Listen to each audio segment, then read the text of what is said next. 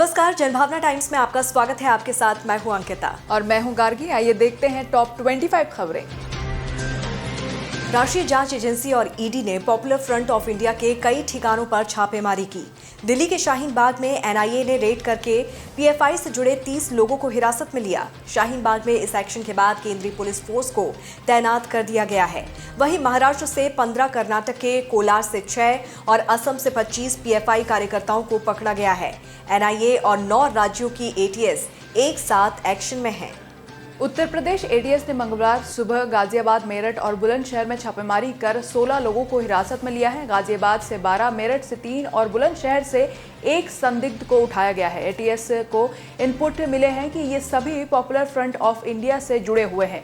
ATS ने ये कार्रवाई सोमवार की रात की है। एटीएस ने बुलंदशहर में पीएफआई से जुड़े एक वकील को भी हिरासत में लिया है। मध्य प्रदेश एटीएस ने सोमवार रात भोपाल, उज्जैन, इंदौर समेत 8 जिलों में पीएफआई सदस्यों के ठिकानों पर रेड की है। जांच एजेंसी ने 22 संदिग्धों को हिरासत में लिया है। एटीएस को इन संदिग्धों की जानकारी पूर्व में पकड़े गए 4 आरोपियों की पूछताछ में मिली है। एटीएस की कार्रवाई अभी जारी है। उज्जैन से पीएफआई के 3 सदस्यों को हिरासत में लिए जाने की खबर है।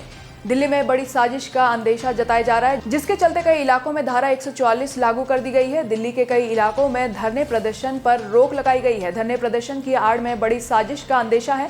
साउथ ईस्ट दिल्ली में खास तौर पर एडवाइजरी जारी की गई है। इसके अलावा अगले 60 दिनों तक जामिया यूनिवर्सिटी के आसपास विशेष तौर पर मशाल और कैंडल मार्च जैसे प्रदर्शनों पर रोक लगाई गई है। वहीं आदेश न मानने पर कार्रवाई भी की जाएगी।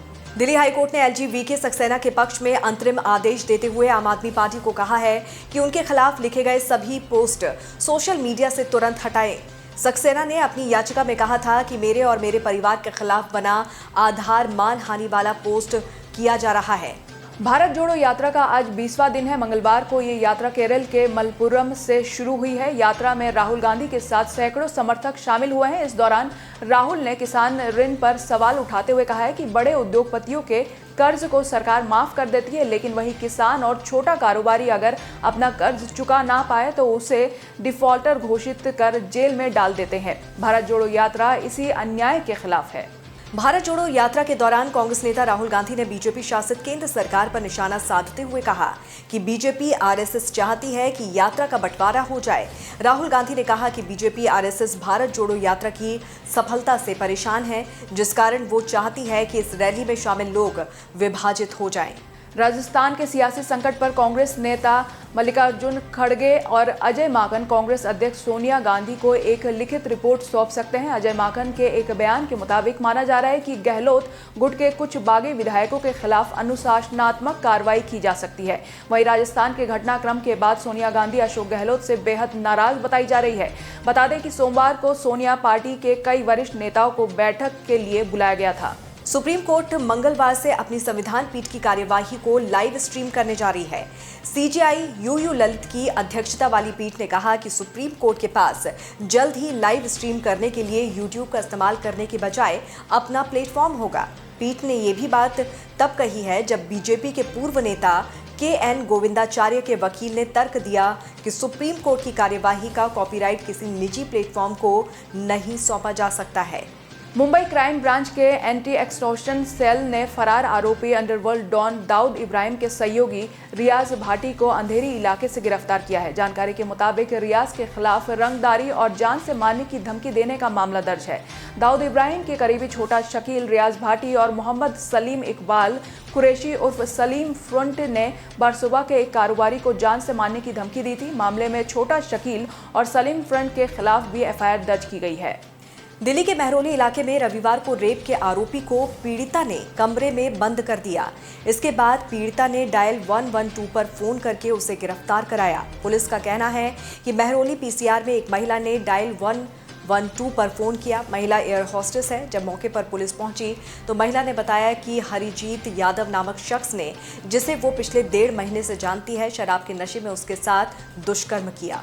कश्मीर के कुलगाम जिले में बटपोरा इलाके के पास सोमवार को सुरक्षा बलों और आतंकियों के बीच मुठभेड़ में सुरक्षा बलों ने आतंकी संगठन जैश-ए-मोहम्मद के एक आतंकी को मार गिराया है। एनकाउंटर में सेना का एक जवान और 2 नागरिक भी जख्मी हो गए हैं।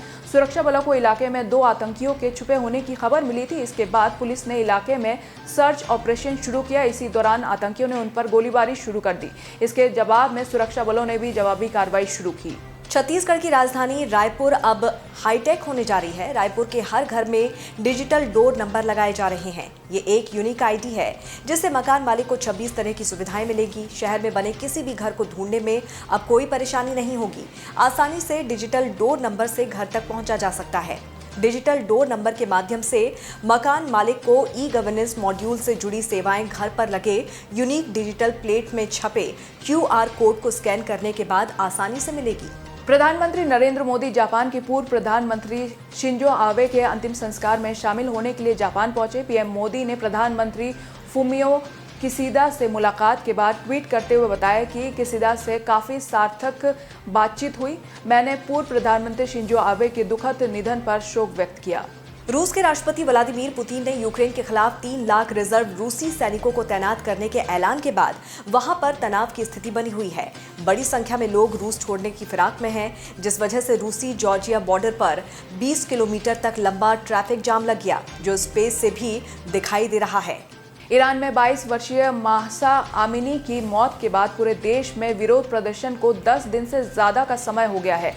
वहां से एक अधिकार समूह ने दावा करते हुए कहा है कि सुरक्षा बलों के साथ हुए संघर्ष के बीच विरोध प्रदर्शन में अब तक 75 से अधिक लोग मारे जा चुके हैं। पुरातात्विकों को मिस्र के सक्कारा कब्रिस्तान में 2600 साल पुराने पनीर के टुकड़े मिले हैं। ये पनीर के टुकड़े बताए जा रहे हैं। पनीर एक मिट्टी के बर्तन में रखे हुए हैं। वैज्ञानिकों के मुताबिक इस पनीर में बकरी और भेड़ के दूध के अंश हैं। ये पनीर मिस्र के 26वें या 27वें साम्राज्य के वक्त का है। सोमवार को मध्य रूस के एक स्कूल में गोलीबारी में कई छात्र घायल हुए। वहीं जिस शख्स ने फायरिंग की उसने आत्महत्या कर ली है। रूसी मीडिया के मुताबिक इज़वेक्स शहर में एक स्कूल में सोमवार को की गई गोलीबारी में 13 लोगों की मौत हो गई और कई लोग घायल हुए। साउथ अफ्रीका की टीम 3 मैचों की वनडे और T20 सीरीज के लिए भारत पहुंच चुकी है। 28 सितंबर से T20 सीरीज की शुरुआत होगी। इसके बाद 6 अक्टूबर से दोनों देश वनडे फॉर्मेट में आमने सामने होंगे। पहले T20 मैच के लिए भारतीय टीम केरल के तिरुवनंतपुरम पहुंच गई है। टीम इंडिया का तिरुवनंतपुरम में फैंस ने भव्य स्वागत किया। दक्षिण अफ्रीका के खिलाफ ग्रीनफील्ड स्टेडियम में ये मैच खेला जाना है। T20 वर्ल्ड कप से पहले ही भारतीय टीम के कुछ खिलाड़ियों की सेहत ने टीम की चिंता बढ़ा दी है। गेंदबाज मोहम्मद शामी कोरोना वायरस से उबर नहीं पा रहे हैं, जबकि युवा ऑलराउंडर दीपक हुड्डा की कमर में खिंचाव बताया जा रहा है, जिसके चलते वो बुधवार से साउथ अफ्रीका के खिलाफ शुरू हो रही T20 सीरीज से बाहर हो गए हैं। शामी को ऑस्ट्रेलिया और साउथ अफ्रीका के खिलाफ T20 सीरीज में मौका मिला था, लेकिन इससे पहले ही उन्हें कोरोना वायरस की चपेट में आ गए। प्रभास, कृति सेनन और सैफ अली खान की मोस्ट अवेटेड फिल्म आदिपुरुष के फैंस के लिए गुड न्यूज है। निर्देशक ओप राउत ने फिल्म का फर्स्ट लुक नवरात्रि के मौके पर यानी कि 2 अक्टूबर को रिलीज करने का फैसला किया है। डायरेक्टर मधुर भंडारकर की फिल्म बबली बाउंसर हाल ही में रिलीज हुई है। इसमें तमन्ना भाटिया की और ये फिल्म OTT पर रिलीज की गई है। ये 23 सितंबर को रिलीज हुई थी, जिसमें तमन्ना की शानदार एक्टिंग से फैंस बहुत खुश हो रहे हैं। पर अब डायरेक्टर मधुर भंडारकर अपनी फिल्म इंस्पेक्टर गालिब को लेकर चर्चा में है। दरअसल रिपोर्ट की माने तो मधुर ने इंस्पेक्टर गालिब के लिए शाहरुख खान से मुलाकात की है। हिमाचल प्रदेश में नवंबर में विधानसभा चुनाव होने वाले हैं। इसे लेकर हाल ही में जानकारी सामने आई है कि 1294 वोटर्स 100 साल से ज्यादा उम्र के हैं। इस बात पर कंगना रनौत को अपने ग्रेट ग्रैंड फादर की याद आ गई। हिमाचल से ताल्लुक रखने वाली कंगना ने अपने इंस्टाग्राम स्टोरी पर अपने great grand father, great grand mother और ग्रैंड फादर की तस्वीरें शेयर की।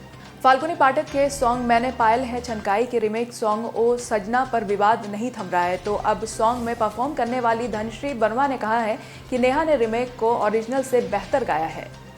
दिग्गज एक्ट्रेस आशा पारेख को 2022 में दिया जाएगा दादा साहेब फाल्के अवार्ड। उन्होंने बॉलीवुड में अपने बेहतरीन एक्टिंग से लोगों के दिलों में राज किया।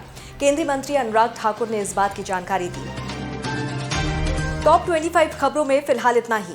देश और दुनिया की बाकी खबरों के लिए आप हमारे वेबसाइट www.thejbt.com को लॉगिन कर सकते हैं। नमस्कार।